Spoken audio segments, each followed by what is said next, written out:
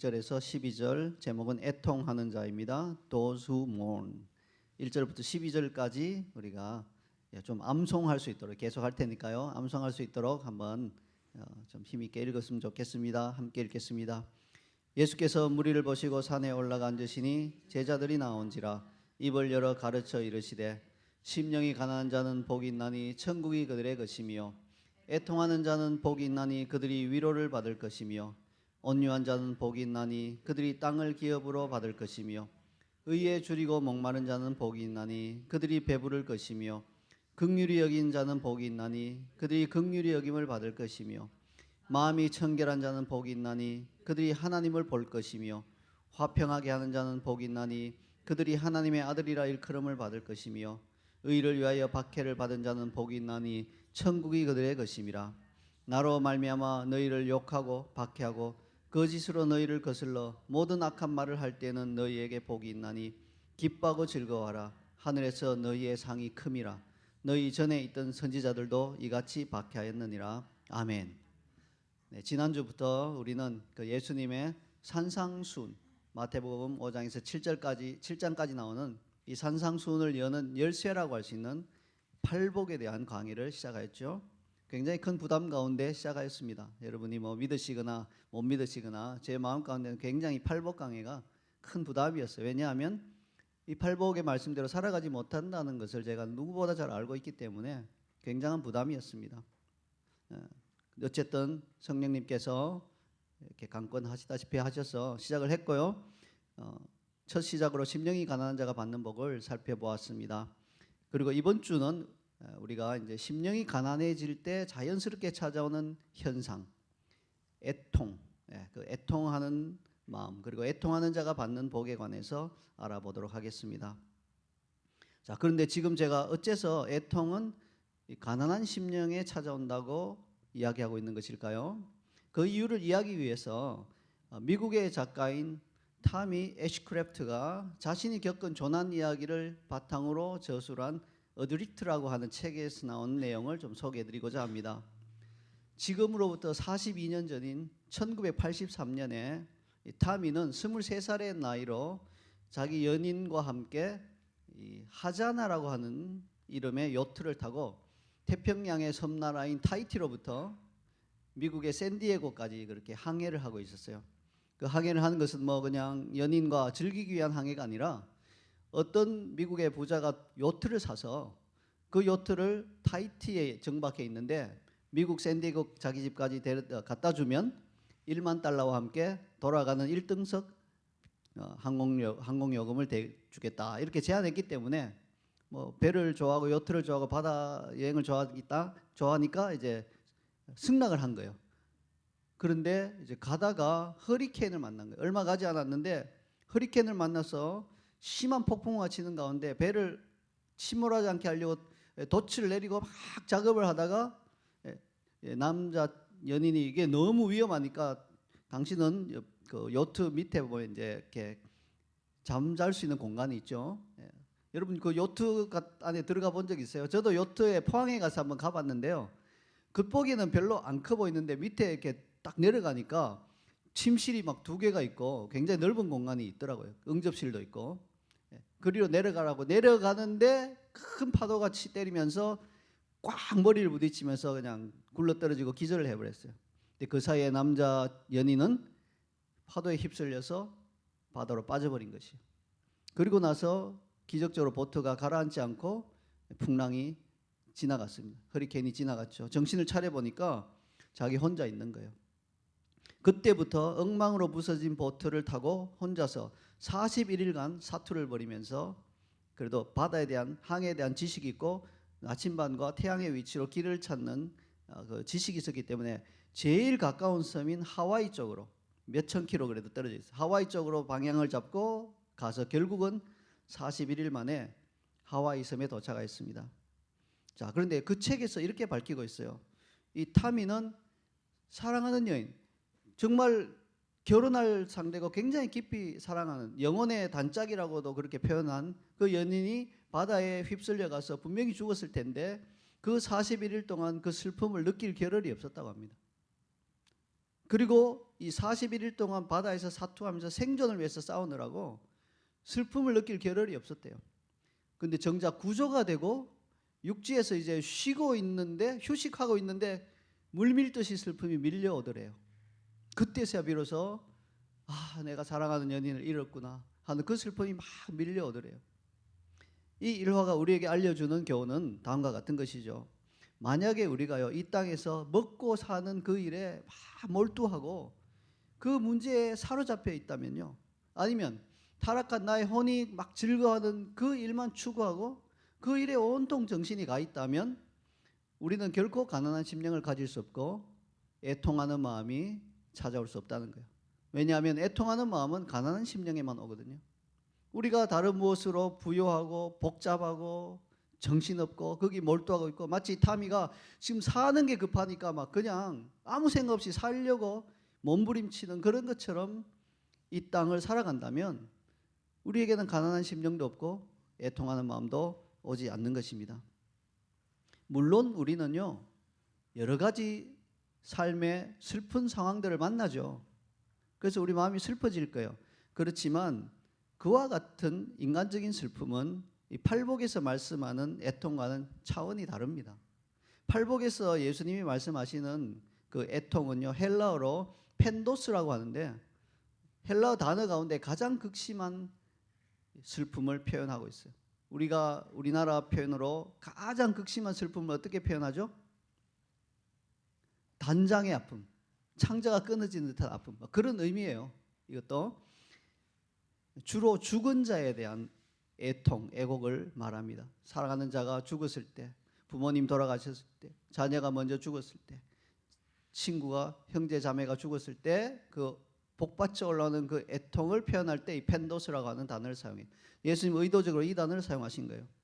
영어 성경으로도 mourn이라고 해서 죽은 자에 대한 애곡, 애통을 의미하는 단어로 옮겨 놓았습니다. 즉 애통은 사랑하는 사람이 죽었을 때 주로 사용하던 단어였습니다. 근데 이 단어는 이 쓰임새 하나밖에 없는 건 아니에요. 종교적으로 사용될 때도 있어요. 종교적으로 사용될 때는 자신의 죄에 대한 깊은 애통을 의미합니다.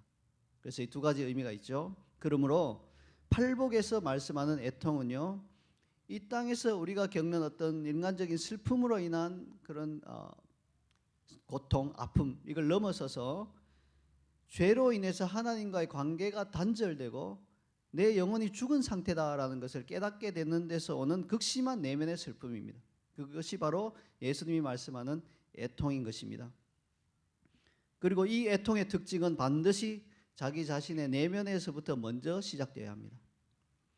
당연한 말이지만 우리에게는요, 이웃의 고통과 아픔을 향한 애통도 있어야 되죠. 그게 없으면 사람이 아니잖아요. 그것은 당연히 있어야 됩니다. 고통받는 이웃을 향한 그런 안타까운 마음, 그걸 넘어서서 슬픈 마음, 그걸 넘어서서 정말 마치 나의 일처럼 정말 창자가 끊어진 듯한 아픔, 이런 걸 느껴야죠. 그건 정상입니다. 그러나 그것은요, 따로 별도의 카테고리가 있어요. 긍휼히 여김이라고 하는 거예요. 그것은 나중에 다룰 겁니다.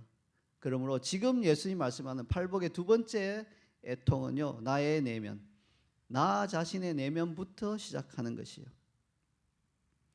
만약 우리가 자신의 내면을 향한 그 애통이라고 하는 과정을 통과하지 않는다면 진정한 의미에서 우리 내면으로부터 이웃을 위한 그런 애통은 흘러나오기가 거의 불가능합니다.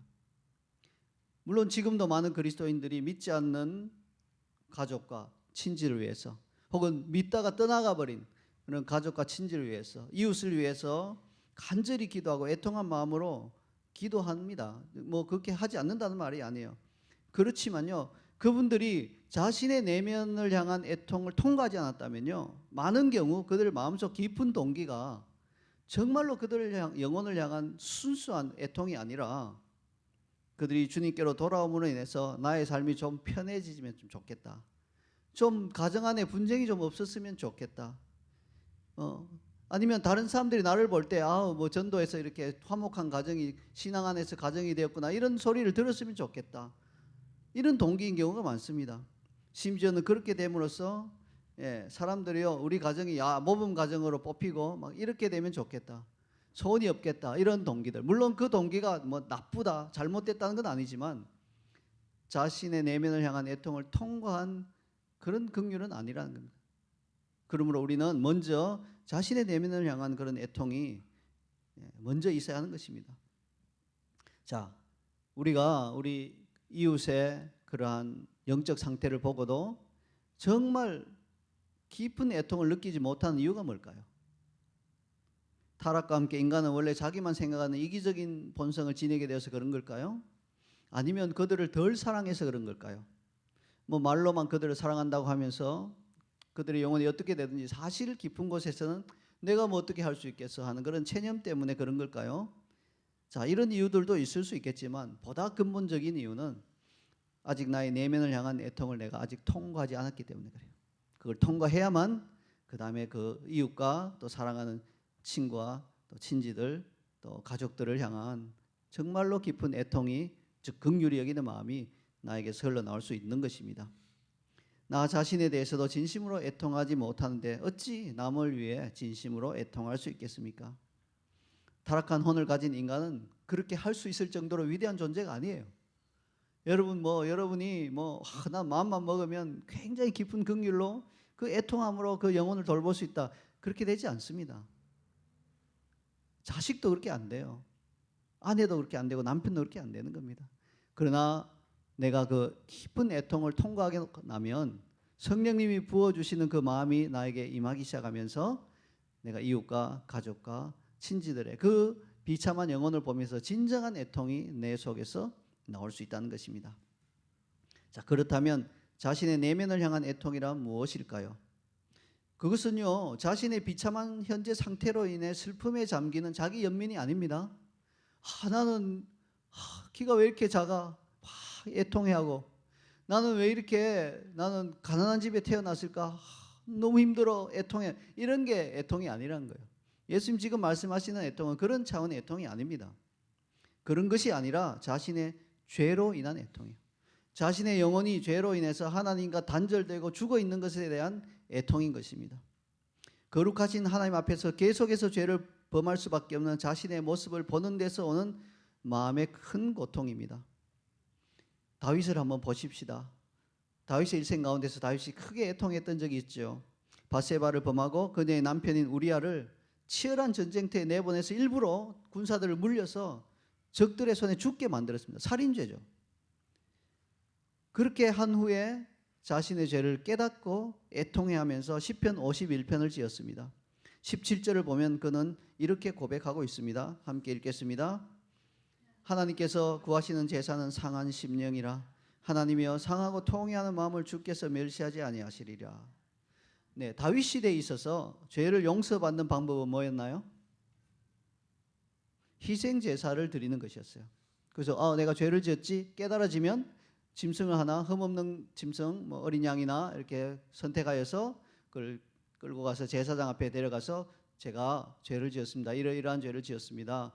희생 제사를 드려주십시오 하면 제사장이 함께 안수하고 짐승을 잡아서 하나님께 번제로 드림으로써 속죄를 위한 희생 제사로 죄를 사함을 받았습니다. 다윗은 자신의 죄를 용서받기 위해서 그 과정을 아마도 거쳤을 거예요. 나단이 지적한 다음에. 거치지 않았을 리가 없죠. 그건 당연히 거쳐야 하는 과정이니까요. 근데 다윗은 그걸로 되었다. 나의 죄는 용서받았다. 내가 희생제사, 속죄제사를 하나님께 드렸으므로 내 죄가 용서받았다라고 생각하고 마음의 평안을 얻지 못했습니다. 다윗은 그것만으로 자신의 죄가 완전히 용서받았다고 느끼지 못했던 것입니다. 그래서 다윗은 이렇게 고백한 것입니다. 하나님께서 구하시는 제사는 상한 심령이라.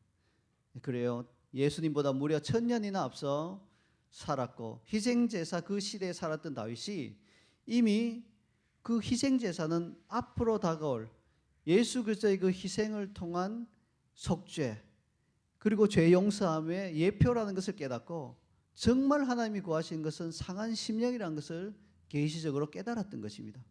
그래서 다윗이 놀라운 사람인 것이죠. 다윗이 말한 상한 심령이란 뭘까요? 무엇이 상한 심령일까요? 저는 이 상한 심령을 두고 이렇게 묵상하는 가운데 팔복에 가난한 심령과 애통하는 심령이 합쳐진 게 상한 심령이 아닌가 그렇게 생각이 들었어요. 네, 가난하고 내가 하나님 앞에 정말 아무것도 아니고 보잘것없는 존재다. 그 마음과 함께 나의 죄로 인해서 애통해하는 그 마음이 합쳐진 게 바로 상한 심령이 아닌가, 그런 생각을 가지게 되었습니다. 영어로는요, 이를 a broken spirit이라고 표현합니다. 문자 그대로는 깨뜨려진 마음, 깨뜨려진 심령이라는 뜻입니다. 그런데 사실 상한 심령은 말로 설명해서 표현할 수 있는 것이 아니에요. 그렇잖아요. 제가 무슨 말로 어떻게 설명을 한들 그 상한 심령이 여러분 심령 안에서 느껴지시겠습니까? 느껴질 수가 없죠. 그것은 직접 경험해 보아야만 어떤 것인지 알 수 있는 그런 종류의 것이라는 거죠. 여러분이 누군가를 진정으로 사랑하는지 어떻게 알 수 있을까요? 제가 젊은 시절에 저기 이제 아내가 있는데 내가 이 사람을 정말로 사랑하는지 아닌지 잘 모르겠다, 이렇게 친구한테 말하니까 친구가 그렇게 조언을 하더라고요. 그 사람의 어떤 면으로 인해서, 그 사람과의 관계의 어떤 부분으로 인해서, 어떤 어려움으로 인해서 너의 마음 깊은 곳에 막 정말 쨍하고 울리는 그런 아픔을 느껴본 적이 있는가?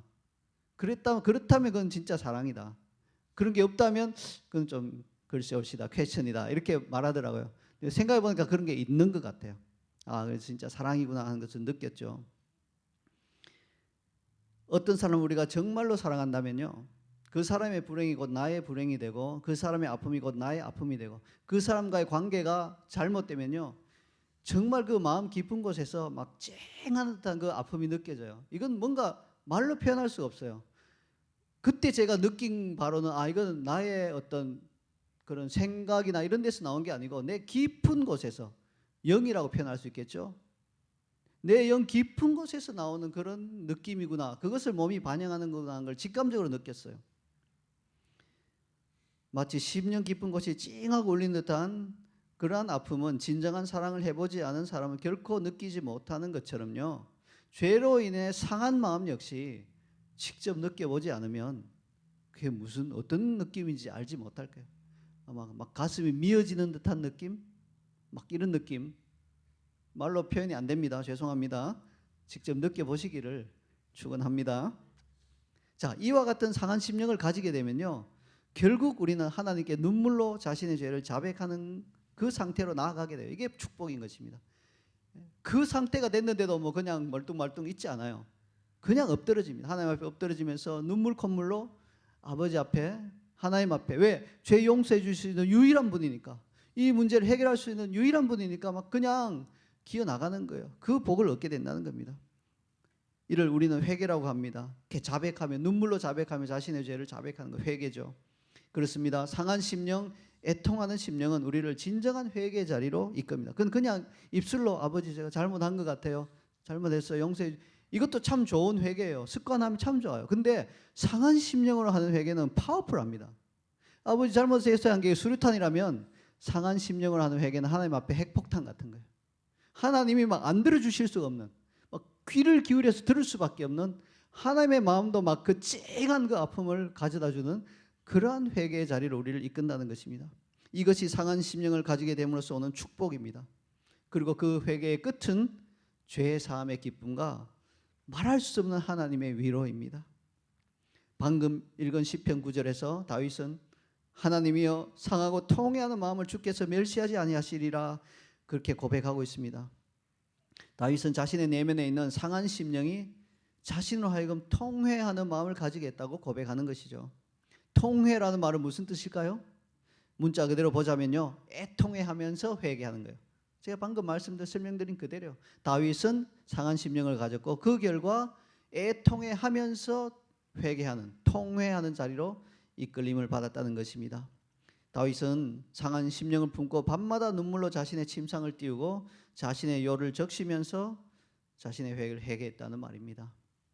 이처럼 상하고 통회하는 마음을 가지기 위해서는요, 제일 중요한 게 뭘까요? 자기 죄를 깨닫는 거죠.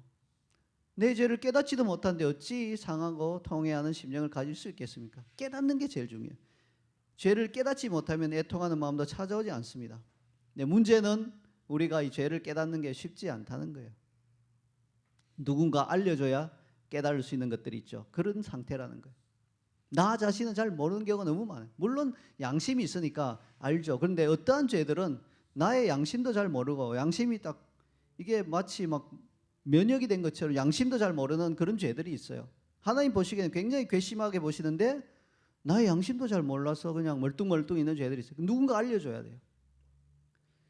미국은요, 전 세계 분쟁 지역에 미군을 파병하고 있어요. 그래서 혹자는 미국을 경찰국가 이렇게 부릅니다. 그러다 보니까요, 미군이 해외 분쟁 지역에서 교전 중에 사망하는 경우가 있어요. 그런 경우가 발생하면요, 반드시 정복을 입은 두 사람의 장교가, 일반 사병은 안 돼요. 두 사람의 장교가 집에 찾아와서 문을 노크하고 굉장히 정중하고 또 슬픈 표정으로 전사 통지를 합니다. 최대한 예의를 갖추면서 그렇게 하죠. 아마 미군의 보직 가운데 가장 어려운 보직을 꼽으라 한다면 육체적으로 힘든 뭐 무슨 해병대 이런 게 아니라 바로 이 두 장교들이죠. 전사 통지를 가지고 처음으로 그 전사 소식을 듣는 그 가족에게 가서 당신의 사랑하는 아들이 아프가니스탄에서 어디 다른 전쟁터에서 전사했다는 그 소식을 전해야 하는, 이들의 보직이 가장 힘든 보직이죠. 자, 어느 날 자신의 집을 노크하는 두 사람의 장교를 통해서 자신의 사랑하는 아들이, 삼촌이, 심지어는 아빠가 죽었다는, 전사했다는 그 소식을 듣게 되고 그때부터 그 집에서는 애통이 시작되는 겁니다. 물론 그 집 출신의 군인이 전사한 것은 이미 상당한 기간이 지난 후죠. 그러나 그 사실을 정식으로 통보받는 그 순간 알게 되고요. 그때부터 애통하기 시작한 거예요. 이메일이나 전화나 이런 걸로 전사 소식을 전하는 것은 엄격히 금지되어 있어요. 그것은 예의가 아니라는 것이죠. 반드시 정복을 입은 두 명의 장교가 찾아가서 굉장히 정중하게 이렇게 전사 소식을, 슬픔을 공감할 수 있는 분들, 그런 분들이 가서 통보하는 것입니다. 그때부터 그 집에 애통이 시작이 된 거예요. 마찬가지로 우리가 죄를 짓고 모르고 그냥 살 수 있어요. 아무 생각 없이 살 수 있어요. 그런데 어느 날 성령님이 우리 마음의 문을 노크하면서 그것은 죄다 이렇게 지적해 주시면 그때부터 애통이 터져 나와야 하는 것입니다. 그래서 우리의 죄를 깨닫기 위해서는 바로 성령님의 도우심이 필요한 것입니다. 그래서 성령님과 잘 사귀셔야 돼요. 우리 지금 성령 강림 주간인데요, 성령님과 잘 사귀셔야지 좋은 것도 갖다 주시지만 우리가 죄 가운데 있을 때 그것은 죄라고 지적해 주시는 그 음성에 우리가 귀를 기울일 수 있다는 것이에요.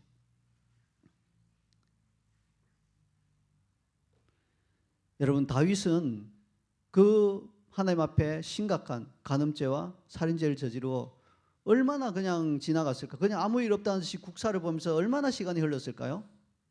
제가 궁금해서 찾아봤어요.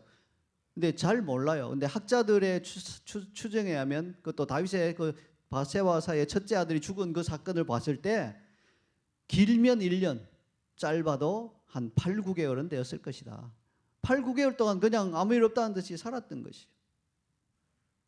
그래서 다윗은 자신의 죄가 얼마나 하나님 앞에서 심각한지를 깨닫지 못했기 때문에 그냥 국사를 보면서 평소와 다름없이 살았던 거예요.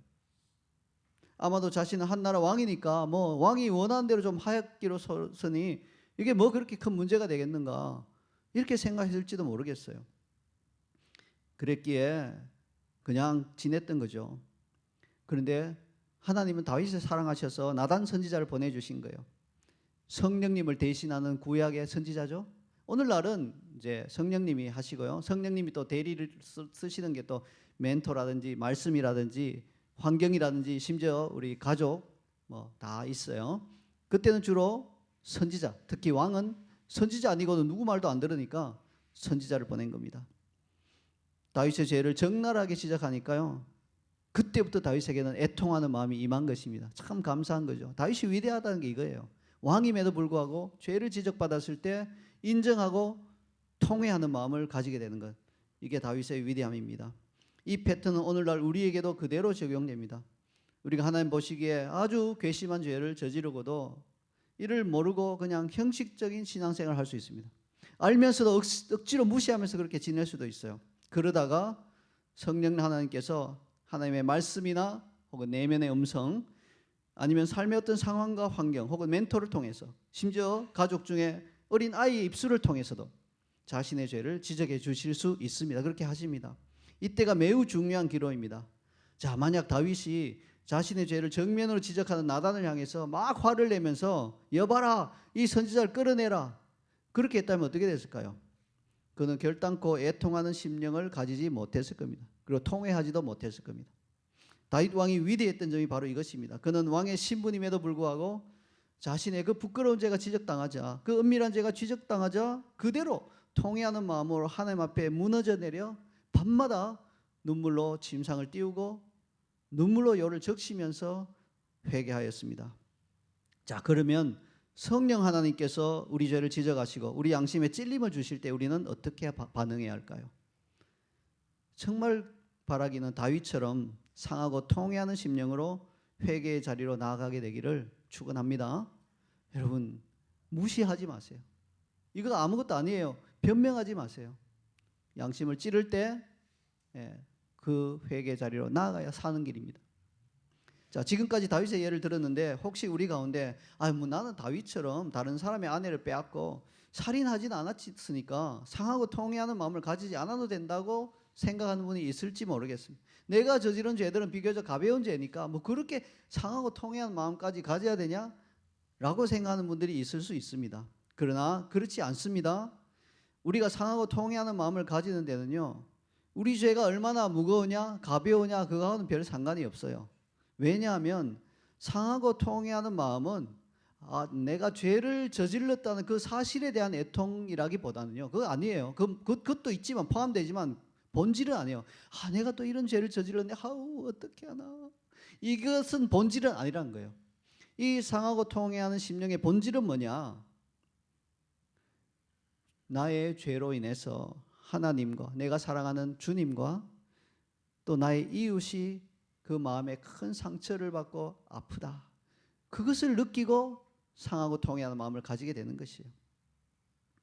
그러므로 우리가 하나님의 마음을 아프게 해드린 것, 또 이웃의 마음을 아프게 해준 것, 이런 것을 알게 되면요, 그 죄가 크든 작든 상하고 통회하는 마음을 가질 수밖에 없어요. 특히 여러분이 하나님의 사랑을 받고 있는 하나님의 사랑스러운 자녀라면 더 그러합니다.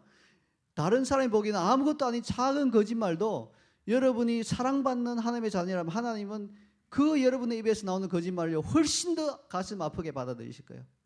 그렇기 때문에 우리는 그 하나님의 마음을 알고 내가 그 하나님을, 내 사랑하는 주님을 이렇게 마음 아프게 해드렸으니까 그 작은 거짓말이 엄청난 죄구나 하는 걸 깨닫고 상하고 통회하는 마음을 가지게 되는 것입니다. 죄의 경중이 아니라는 것입니다.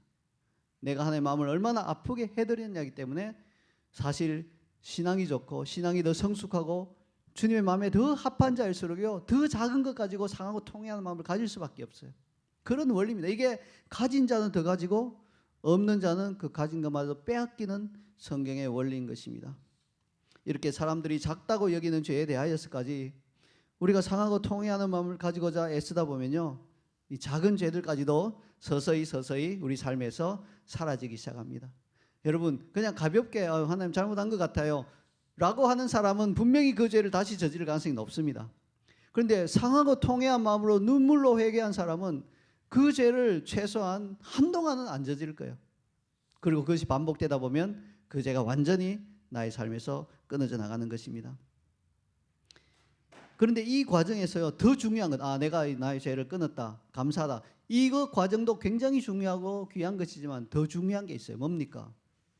우리로 하여금요, 계속해서 이 반복되는 죄를 보면서 나는 하나님과 이웃의 마음을 아프게 하는 그런 죄를 끊임없이 지으며 살 수밖에 없는 타락한 본성을 가진 자이구나, 이걸 발견하게 해준다는 것입니다. 그래서 우리가 더 깊은 단계의 애통으로 나아가게 된다는 것입니다. 다시 말하자면요, 자신의 죄악된 본성으로 인한 애통을 하는 단계로 나아가는 것입니다. 나단 선지자를 통해 죄를 깨닫고 이 살인죄와 그 다음에 간음죄죠. 간음죄와 살인죄, 이걸 깨닫고 애통하다가 보니까 다윗은요, 더 깊은 단계의 애통으로 나아가게 됐어요. 시편 5절에서, 바로 51편 5절에서 다윗은 이렇게 고백하고 있습니다. 함께 읽겠습니다. 내가 죄악 중에서 출생하였으며 어머니가 죄 중에서 나를 잉태하였나이다. 네, 어떤 학자들은 이 구절이 다윗이 부정한 혼외자로 난 것을 말하고 있다, 이렇게 해석하는 분도 있는데, 물론 맞을 수 있어요. 그러나 더 본질은 그게 아니에요. 자신의 그 죄 때문에 그 간음죄와 살인죄로 인해서 밤마다 애통해하면서 통회하는 심령을 하나님께 기도하다 보니까 어느덧 깨달은 거예요. 아, 나는 이런 죄를 저지를 수밖에 없는 인간이구나. 내가 골리앗 앞에서도 믿음으로 그렇게 당당하게 하나님의 이름으로 그의 목을 벤 그런 믿음의 용사라고 생각했지만 내가 이렇게 죄를 지을 수밖에 없는 연약한 자구나. 이걸 깨닫게 된 거예요. 이게 애통의 마지막 단계예요. 근데 이 마지막 최후의 애통은 절대 우리 안에 저절로 생겨나지 않습니다. 이것은 자신의 죄의 심각성을 깨닫고 첫 번째 애통으로 하나님 앞에 끊임없이 머무는 자에게 주시는 하나님의 은혜의 선물입니다. 그런데 이 단계까지 나아가는 그리스도인은 참 드뭅니다. 대부분의 그리스도인에게 있어서 문제는 뭔가요? 오늘날 그리스도인들에게 있어서 저를 포함하여서 이 첫 번째 애통하는 마음도 구하지 않는다는 데 있어요. 죄를 지어도 심상하게 여기고 심각하게 여기지 않고 그 죄가 하나님의 마음을 얼마나 아프시게 했을까 생각하지 않고 그 죄가 이웃의 마음을 얼마나 아프게 했을까 생각하지 않고 그냥 그렇게 사는 거예요. 그러면서 그냥 할 건 다 해요. 예배 드리고 뭐 헌금하고 그냥 종교적인 생활은 다 하는 겁니다. 심지어는 하나님의 진노하시는 그런 하나님의 진노를 받을 만한 죄를 짓고도 애통해하는 마음이 별로 없다는 것입니다. 이래서는 더 깊은 차원의 두 번째 애통은 절대로 찾아오지 않습니다. 우리의 상태가 이러하므로 은혜가 풍성하신 하나님께서는요, 우리가 자신의 죄에 대해서 애통하는 마음을 가지게 될 수 있도록 또 그렇게 애통하다가 결국은 죄로 타락한 행악의 종자인 자신의 본성에 대한 더 깊은 차원의 애통한 마음이 생겨날 수 있도록 우리 삶 가운데 고난과 어려움을 허락하시는 것이에요. 고난과 어려움, 아픔에 많은 목적이 있지만 그 중에 중요한 목적 중에 하나가 바로 그거예요. 네 한번 아파봐라 이거예요. 다른 상황 때문에 돈으로 인해 건강으로 인해서 관계 깨진 걸로 인해서 깊이 한번 아파봐라. 그렇게 아파서 신음하다가 울고불고 하다가 보면 네 죄가 생각날 거다. 그러면 애통으로 오게 되고 그 죄로 인해서 울고불고 회개하다 보면 통회한 심령 가지다 보면 너의 본질을 깨닫고 통회하게 될 거다. 그리로 이끄시기 위해서 고난과 어려움을 종종 허락하시는 겁니다. 이것이 바로 하나님께서 고난이라고 하는 망치로 우리 삶을 탕탕 두드리시는 거예요. 우리가 제정신을 차리고 통회하는 심령을 가지는 그 자리로 나아갈 수 있게 만드시기 위함입니다. 제가 어렸을 때 지금과 달리 LED TV, OLED TV가 아니라 납작한 TV가 아니라 브라운관이라고 하는 걸 사용하는 TV였어요. 좀 나이 드신 분은 다 아실 거예요. TV가 이렇게 가로의 길이와 폭이 거의 같았어요. 네모 박스였어요. 그래서 TV 상자 이런 표현을 한 거예요. 자, 그걸 두고 이게 시청하는데 한 번씩 잘 안 나오는 경우가 있어요. 화면이 잘 안 나와요. 많은 이유가 있겠죠. 뭐 전파가 제대로 수신이 안 된다든지 TV 자체의 문제로 잘 안 나오는 경우가 종종 있었어요. 그때 하는 국룰이 있었어요. 국룰. 뭡니까? 일단 쾅쾅 두드려 보는 거예요. 탕탕탕. 그래서 기술자를 부르거나 동네 전파사에 TV를 가져가기 전에 손으로 탕탕 쳐봐요. 이렇게 무식하게 주먹으로 치면 안 되고 손바닥으로 치죠. 탕탕 치면 신기하게도 두 번에 한 번꼴로 화면이 다시 멀쩡하게 이렇게 언제 그려놓은 듯이 정상으로 돌아오는 것입니다. 과거에는 아마도 이런 행동이 우리나라뿐만 아니라 전 세계적인 룰이었던 것 같아요. 그래서 이런 이야기를 제가 읽은 적이 있어요. 미국의 어떤 가정에서 TV가 고장났어요. 근데 그 룰을 따르면 되잖아요. 탕탕 쳐보면 되는데 그거 안 치고 이거 TV가 고장났네 하면서 수리기사를 불렀다고 합니다. 수리기사가 오더니 이렇게 둘러보더니 고무망치를 꺼내고 몇 군데 이렇게 치는 거예요. 한 대여섯 군데 땅땅땅 치니까 갑자기 TV가 잘 나와요. 그러면서 수리기사가 인보이스를 주는데 100불을 청구한 거예요. 좀 황당하면서 허탈하고 내가 진작 칠 걸 이렇게 생각도 들고 하니까 수리기사에게 약간 항의하듯이 이렇게 말했어요. 아니 인보이스 그냥 100불 적지 마시고 그 내역을 좀 상세하게 좀 적어서 좀 주십시오. 이렇게 했더니 이렇게 귀여운 반항이죠. 그렇게 했더니 수리기사가 다시 인보이스를 다시 적었습니다. 망치로 치는 수고비 5불, 어디를 쳐야 하는지 아는 기술 비용 95불. 그렇게 이제 세분화해서 주었어요. 그렇죠. 뭐 망치로 치는 자체는 5불이면 되는 거예요. 그러나 어디를 어느 정도 세기로 쳐야 되는지 아는 게 나는 기술이라는 거예요. 그러니까 그 기술에 대한 기술료로 95불을 달라는 거예요. 그래서 100불을 받아갔다고 합니다. 이 예화의 수리기사처럼 성령님은요, 죄에 대하여 양심이 마비된 우리를 다루는 법을 아세요. 그래서 고난이라고 하는 망치를 드시고 우리 삶의 특정한 부분을 톡톡 치시는 거예요. 어디를 어느 정도 힘으로 쳐야 하는지 너무나 잘 아십니다. 어떤 사람은 실직이라고 하는 망치로 치시고요. 어떤 사람은 친한 친구의 죽음이라는 망치로 치시는 거예요.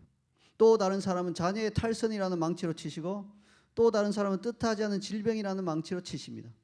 그러면 우리는 바로 이 망치질로 인해서, 이 고난으로 인해서 아파하면서 반응하기 시작하고, 그 과정이 긍정적으로 이어지면 우리 양심은 살아나게 되면 우리는 애통하는 자리로 나아갈 수 있게 되는 것입니다. 삶의 고난 가운데 고통스러워하는 우리가 혹시 성령님의 음성을 직접 들을 수 있다면 아마 이렇게 말씀하실 것 같습니다. 그 문제로 인해서 애통하냐? 고통스럽냐? 아프냐? 그러면 우리는 막 목소리를 굉장히 높여서 이렇게 항의하듯이 대답하겠죠. 입장 바꿔놓고 생각해 보세요. 성령님 당신이라면 애통하지 않겠습니까? 죽을 것 같이 애통합니다. 그렇게 반항하듯이 대답하면 성령님은 이렇게 대답하실 것 같습니다. 네가 너의 죄 가운데서 태연히 사는 것을 보면 나의 마음도 그렇게 죽을 것 같이 애통한다. 그렇게 성령님이 말씀하실 것 같아요. 무엇이 가운데서라도 성령님의 이 음성에 귀를 기울이는 그리스도인은 처음에는 현실의 고통으로 인해서 애통하고 고통스러워하겠지만요, 그 고통으로 인해 주님 앞에 계속 머무르다 보면 서서히 자신의 죄로 인한 그런 애통하는 심령을 가지게 돼 있어요. 그게 순서가 그렇게 돼 있어요. 그리고 그 시간이 더 지나면요, 자신의 죄악된 본성을 보게 되고 그로 인해서 상하고 통회하는 마음을 가지게 되는 것입니다. 하지만 우리 삶의 수리기사이신 성령님이 고난의 망치로 우리 삶의 아픈 부분을 톡톡 치셔도 끝끝내 비명만 지르고 죄로 인해 애통하는 단계로는 절대 나아가지 않는 그리스도인들도 있습니다. 자, 그러면 이들은 어떻게 된 걸까요? 둘 중에 하나겠죠. 뭐 버림받은 자든지 아니면 아직까지 이게 이제 제대로 작동이 안 되는 거죠. 그러면 어떻게 해야 되나요? 우리가 손으로 톡톡 쳤는데 TV가 반응 안 하면 어떻게 해야 되죠? 더 세게 쳐야죠. 막 꽝꽝 더 세게 쳐. 그래도 반응 안 하면 수리기사를 불러서 분해해야 됩니다. 이 과정이 성령님도 그대로 따라가신다는 거예요. 더 심한 고난과 고통을 주실 수 있어요. 정신 차리라고. 그래도 안 되면 뭐 분해해서, 삶을 분해해서 들여다보기 시작하실 거예요. 그러면 성령님도 힘드시고 본인도 힘들잖아요. 그러니까 제일 좋은 거는요, 처음에 탕탕 치실 때 바로 아이구나 하면서 정상으로 돌아오는 것입니다. 그러니 삶의 고난이 오면 재빨리 항복하고 주님 앞에 머무는 것이 복입니다. 이제 애통하는 자가 받는 복에 대하여서 짧게 말씀드리면서 메시지를 마무리하도록 하겠습니다. 주님은 애통하는 자는 위로를 받을 것이라 그렇게 말씀합니다. 우리는 이 복을 잘 이해해야 합니다. 지금 이 위로는 성령님이 고난의 망치로 우리 삶을 치시는 것을 중단하시고 그 부분을 회복시켜 주시기 때문에 받는 위로를 말씀하는 게 아니에요. 탈선한 자녀가 집을 돌아왔다. 잃어버렸던 건강이 회복됐다. 실직했지만 다시 더 좋은 직장을 주신다. 이렇게 해서 위로하신다는 말씀이 아닌 것입니다. 만약 그런 방식의 위로가 맞는다고 한다면 그건 그냥 말 그대로 병 주고 약 주는 거잖아요. 처음부터 실직하지 않게 하셔야죠. 처음부터 안 아프게 하셔야죠. 그런 식의 위로가 아닌 것입니다. 애통하는 자가 받는 위로의 복은요, 죄 사함을 받고 마음의 무거운 짐을 내려놓은 사람이 얻게 되는 깊은 영혼의 안식과 평안을 의미합니다. 그 위로를 주시는 거예요. 그리고 이를 통해서 모든 위로의 하나님을 인격적으로 더 깊이 알아가는 복, 바로 그 복인 것입니다. 사유하심이 주께 있음을 깨닫게 되어 주님을 더욱 경외하게 만드는 복입니다. 우리 자이언CC의 모든 성도들이 자신의 죄로 인하여 근심하면서 상하고 통회하는 심령으로 주님 앞에 머물 수 있는 한 주가 되기를 소원합니다. 아멘. 네, 우리 다 함께 우리 지난주에 좀 다소 어설프게 불렀던 우리 찬양을 좀 제대로 한 키를 낮춰달라 했으니까 제대로 한번 불러보십시다.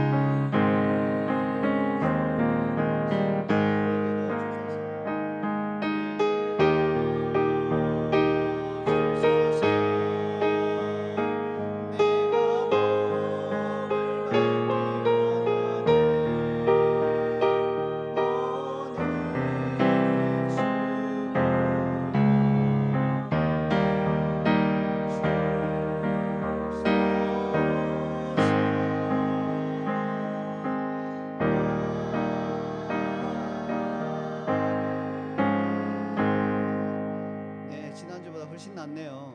예, 다음 주는 훨씬 더 나을 거라고 믿고요. 중간에 또 한번 이 시간에 나와서 이 특송 아닌 특송 보통 설교 앞인데 나와서 하는 특송도 좋을 것 같아요. 혹시 아무나 시킬 수 있으니까 집에서 연습 좀 하세요. 그래서 특송을 한번 하면 참 좋을 것 같아요. 아마 하고 싶다는 마음이 막 있고 미소 짓는 분도 있는데 제가 미소를 봐두었습니다. 예, 우리 마지막에 이렇게 나와서 한번 특송하면 그것도 참 좋을 것 같아요.